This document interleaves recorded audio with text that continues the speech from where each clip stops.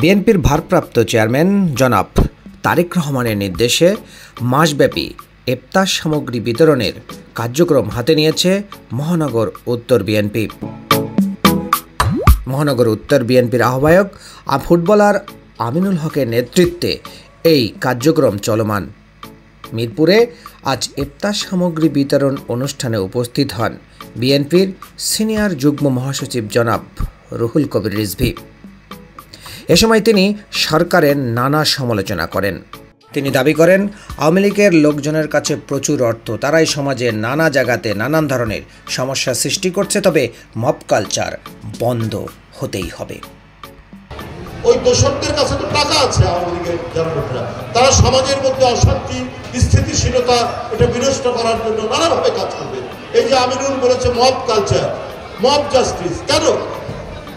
আজকে যদি আইনের শাসন নিশ্চিত থাকতো তাহলে কে চোর কে ডাকাত এইটা তো নির্ভর করবে আইনি প্রক্রিয়া। এর জন্য তো আছে আদালত, পুলিশ গ্রেপ্তার করবে, আদালত বিচার করবে। মানুষ তো নিজের হাতে আইন নেবে কেন? যদি আইনের শাসন কায়েম করা যেত তাহলে এই মব জাস্টিস, এই মব কালচারের তৈরি হতো না। আজকে গ্রামের মধ্যে, গতকালই তো ঘটনা, গত পরশু দিন গ্রামের মধ্যে মসজিদের মাইকে আজান দিয়ে বলেছে ডাকাত করেছে, চারিদিক থেকে গ্রামবাসী ছুটে এসে কয়েকজন লোক মারা গেছে। এটা তো একটা ভয়ঙ্কর দৃষ্টান্ত, একটা ভয়ঙ্কর পরিবেশ তৈরি হচ্ছে।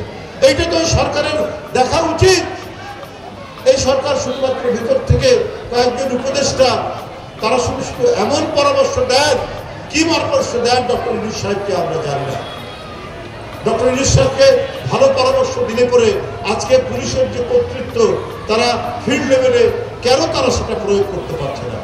কেন চুরি ডাকাতি বাড়ছে, কেন ছিনতাই বাড়ছে, কেন হত্যা হচ্ছে, রক্ত ঝরছে?